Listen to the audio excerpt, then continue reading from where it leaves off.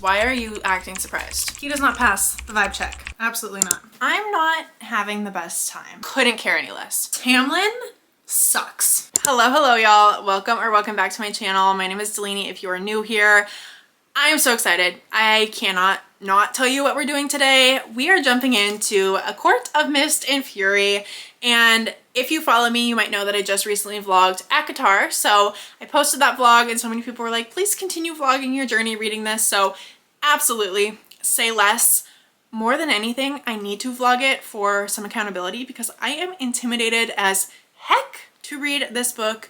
She's a thick one and I'm excited, but I'm also incredibly scared. I'm scare-sighted, like maybe a little more scared than I am excited, but that's fine. I digress. So we are getting started. I am currently on chapter 3. So I've read the prologue and chapters 1 and 2. Not a whole lot going on yet. They are prepping for the wedding with Feyre and Tamlin. I feel like stuff is about to hit the fan. I feel like Rhysand is going to be a key role in this because he's already been mentioned so many times, even though he hasn't had like a physical presence. So I'm really excited to learn more about him. I fell in love with him at the end of ACOTAR when he was talking about like, oh, there was a line about like appreciating her human heart and her deep feeling and like things like that. I can't remember the exact line. I quoted it in the ACOTAR vlog. Oh my gosh, and when he says, be glad of your human heart, Feyre, pity those who don't feel anything at all. But that like really sold me on Rhysand. I was like, okay, he's kind of like scary a little bit, but he's also gentle and really sweet. So I'm excited to learn more about him. This is the book that I feel like the only spoiler I know about this series is that everyone hates Tamlin and everyone tells me I'll start to hate him in this book. So I'm curious how he could do such a 180 because I really like Tamlin currently. I'm excited about that. I'm excited to see where it goes with Lucian. I'm excited to see where it goes with all our characters, and also I know that Nesta becomes part of this series later on, so I'm hoping to see a little bit more of her in this book as well. I don't know. I just wanted to hop on and introduce the vlog because I have started reading, not very far in at all. Like I said, I've only read the prologue in 2 chapters, but definitely wanted to get started on the vlog for accountability more than anything, to keep pushing because I'm already feeling a little bit intimidated. I don't know, when you're reading and you like put your bookmark in and you're like that far in this thick of a book, it's like, it pains you a little bit, but I'm also excited because there's a lot to come, you know? Anyways, I could keep rambling. I feel like I'm in a little bit of a yappy mood, so I'm going to try to zip my lips and end it here for now, but wanted to hop on, introduce, super excited for this vlog, and yeah, I will update you when I have a chance to read more and when I have an update for you. I'll talk to you hopefully really soon. Hello, we are back and I've been working my way through a good chunk of ACOMAF, and I feel like it's really important that we touch base before I go too much further.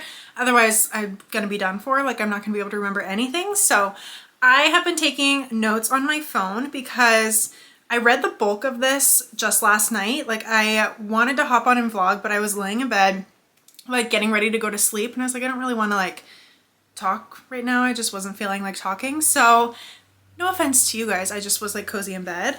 But what I did do is make a lot of notes on my phone as I was reading. So I'm going to try to read some of these. Hopefully they jog my memory and I can kind of like remember the talking points, but let's do our best. So first off, my first point was that Rhys is like funny, like super funny. The way that he was making her read things that were like, Rhys is so handsome, Rhys is so intelligent, Rhys is so beautiful. Like, I thought the little glimmer of his personality that we were seeing was so special because in the first book and even like the beginning of this book, it was like that gruff exterior, which I feel like he needs to have for many different reasons and purposes, but seeing a little bit of like his funny personality was really sweet.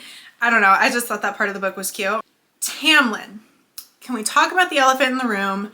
Tamlin sucks. I was in love with him. I think I used the phrase Tamlin is a king. Tamlin is a very small man is what Tamlin is. Someone play the smallest man who ever lived because that is Tamlin. We do not need a man that tears down a powerful woman. We are done with that. Hit the road. Absolutely not. The way that he didn't want her to train, the way that he was boxing her in, stifling her passion, stifling her ability, stifling her desire to go out and help. Like, no, you don't get to do that. Absolutely not. I love the way that Reese is empowering her to like get in tune with her powers and her abilities and all the things. Tamlin like is afraid, I think, of a powerful woman.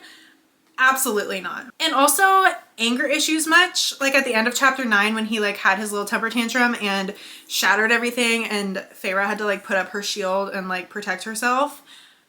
No, like, no, he's done. He's done.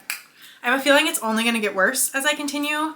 But as of now, like, I'm so over him already. No.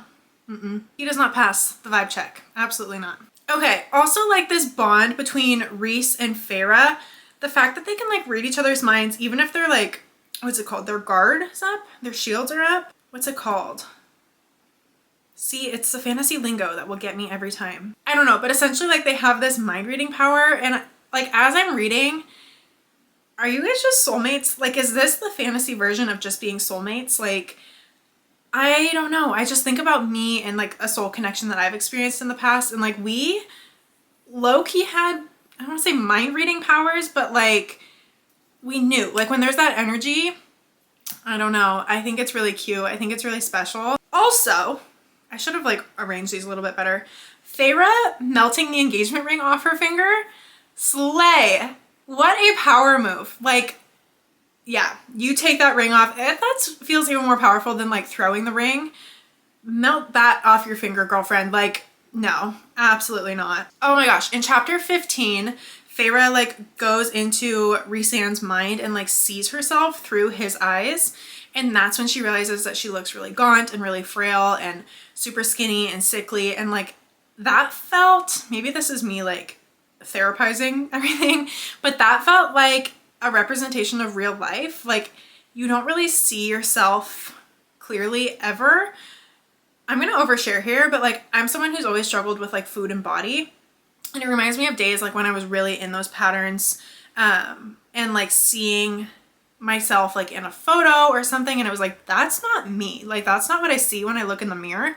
And I feel like that was a little bit of deeper meaning on so many levels. Like the way that we perceive ourselves is so different from like quite literally being in the eyeballs of somebody else. I don't know. That's just like a little note that I made. I thought like there was a lot of deeper meaning there. It was cool. Oh my gosh. Also the end of chapter 15, I needed to read you the passage that I like loved. When Feyre admitted that she fell in love with Tamlin, her and Rhys were like sharing thoughts, like hidden thoughts. And Feyre admitted that she thinks she fell in love with Tamlin because she was a lonely person. I'm thinking I was a lonely, hopeless person and I might have fallen in love with the first thing that showed me a hint of kindness and safety. I'm thinking that maybe he knew, maybe not actively, but maybe he wanted to be that person for someone. And maybe that worked for who I was before. Maybe it doesn't work for what I am now.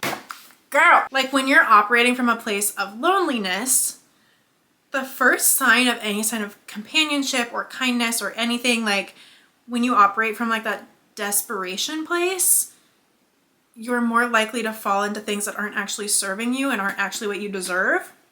Or like if you feel full on your own, or at least in progress, like aware of your own worth, you only accept things that are actively benefiting you and actively uplifting you and not the bare minimum.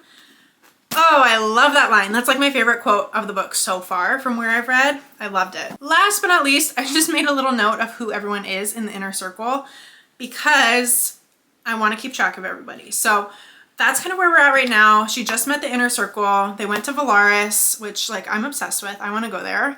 I may or may not have ordered a bunch of Valaris shirts off TikTok shop already. So I'm a fangirl now, but she just talked to the bone carver? The bone carver. That's what he's called, right? She just talked to the bone carver with Rhys and now they're trying to figure out that whole situation.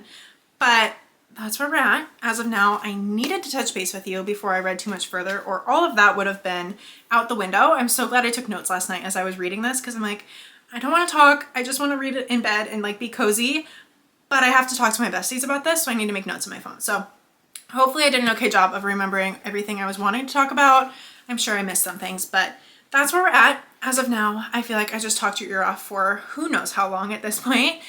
But that's the update. That's where we're at. I'm going to read some more tonight and I will update you tomorrow. Probably not later tonight because I think I'm going to go get cozy and chill out for a bit. But I will update you probably tomorrow when I have a little bit more of an update. Hello, besties. I am back with an ACOMAF update, and I'm not having the best time. I'm not thriving. I feel like my last update was so excited, and I have to say it's losing me a little bit. I feel like the last like 150 pages has just been a whole lot of confusing nothingness in my brain. Like, so much is going on, don't get me wrong, but nothing that I care about. Sounds terrible, but I feel like there was a chunk, I think it was like, I texted the group chat that we formed in my Patreon book club, and I was like, I feel like it was chapter 20 through 28, where it was like, boom, boom, boom, character, new place, new thing, like so much new content and vocabulary that I was like, whoa. And a couple of people in the group chat were super sweet. They're like, don't worry, I felt the same way, just reread it.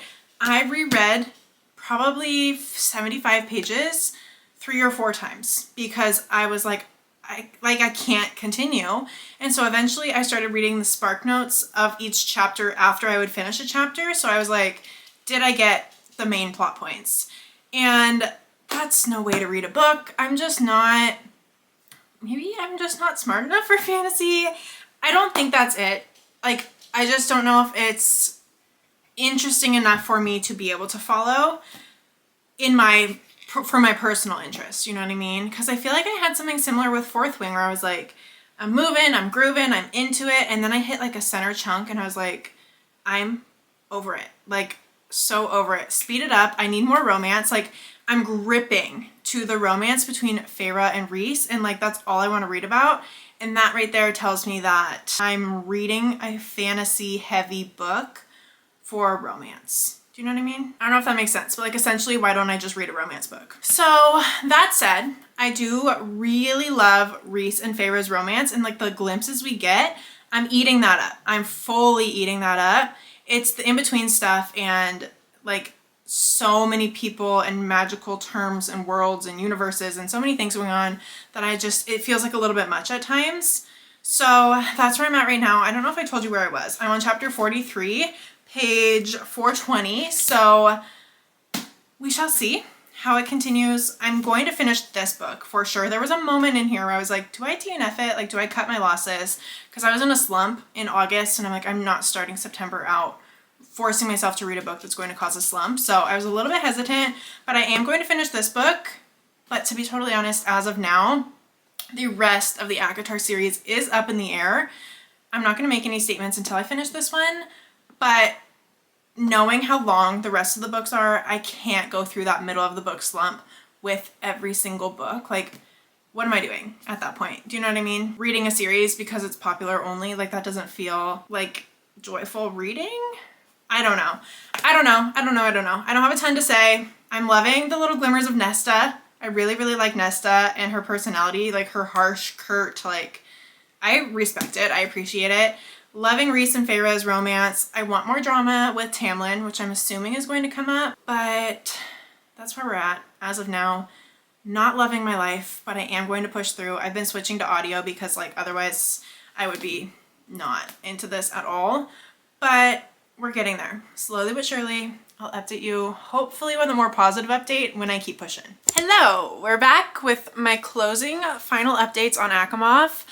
I feel like my hair has been wet for the majority of this video, and I'm so sorry. At least you know I shower, at least you know I'm clean, but I just can't be bothered to dry my hair, do my hair, so sorry about that. In more important news, I finished ACOMAF yesterday, and I have some...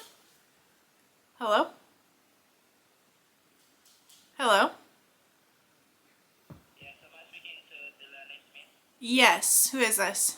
Calling in right on behalf of Farmers Insurance and Okay, so, sorry, I just got a phone call from someone that wants my insurance, something, a scam.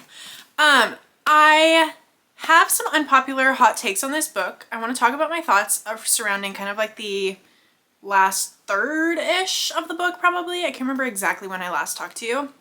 But first of all, this girl, Feyre, is acting shocked that her and Reese are mates. Like, did I not call that within the first chunk of this video? I was like, they can read each other's minds. Does that mean they're soulmates?